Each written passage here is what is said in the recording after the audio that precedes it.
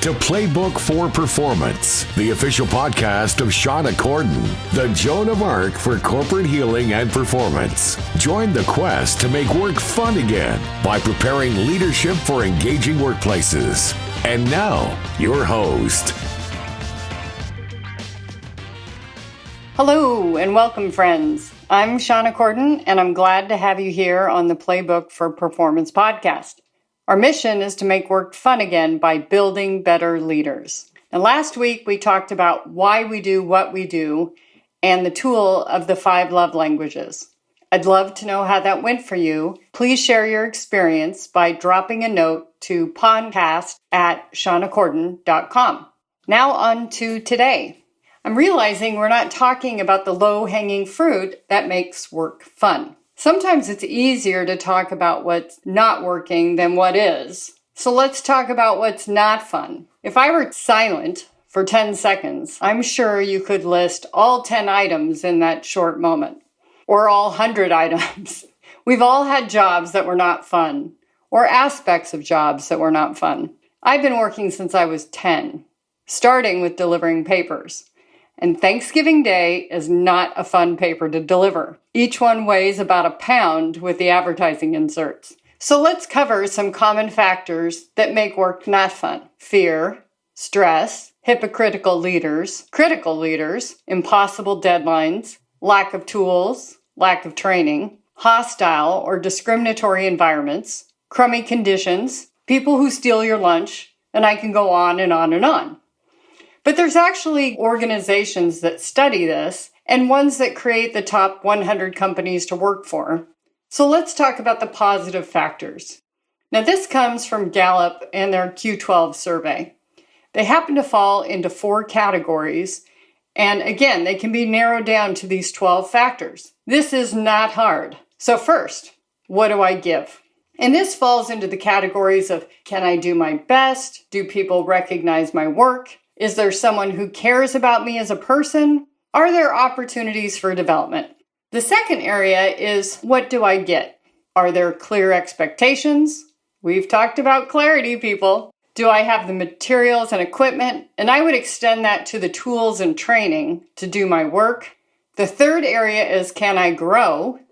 Is there someone who cares about my progress? Can I learn and grow? And finally, the fourth, and the one that I believe has the most influence on our happiness at work, do I belong? And this is all about relationship. And the questions that fall into this category include, do my opinions seem to count? Am I aligned with the mission and the purpose of the company?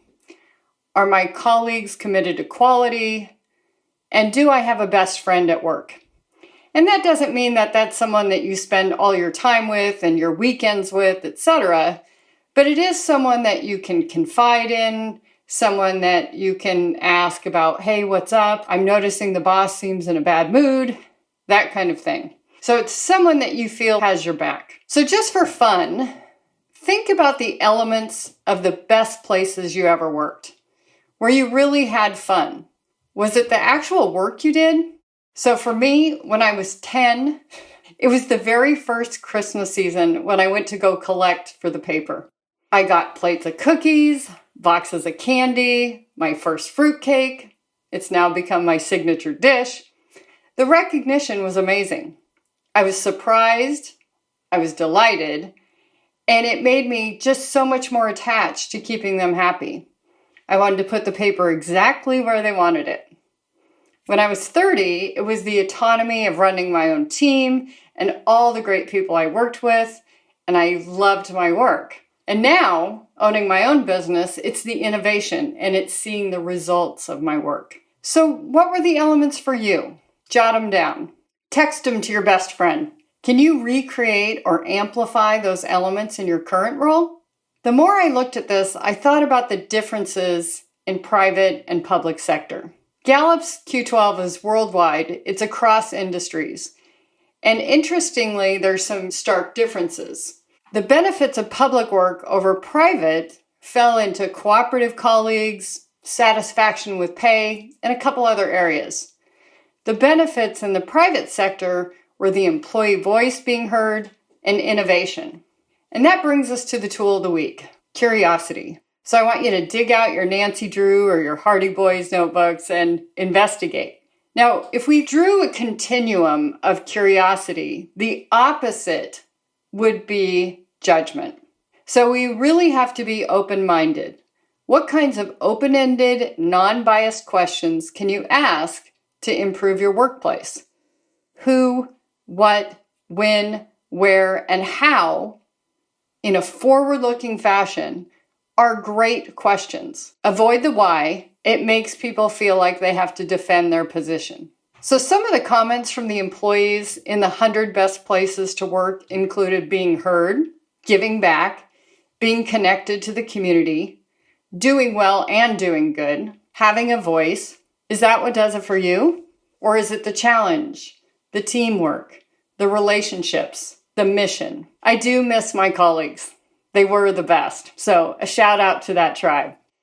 So I challenge you to spend 5 minutes in your next Zoom call or your hybrid meeting. I'm laughing about reading these stories about half the team being on Zoom and half being in the room and just all the challenges of camera angles.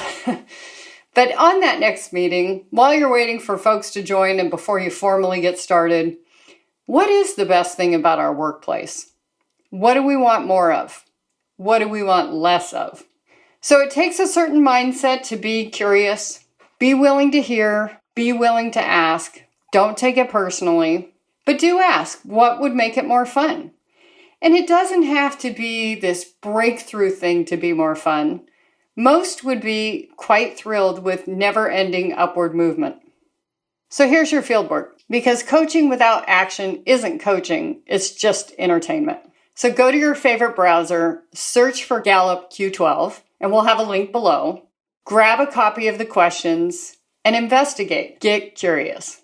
So each week in the podcast, I like to highlight a leader who's doing it well in the news or from a listener, and one that had a wobble. So if you'd like to nominate your organization, please email me at podcast@shawnacorden.com.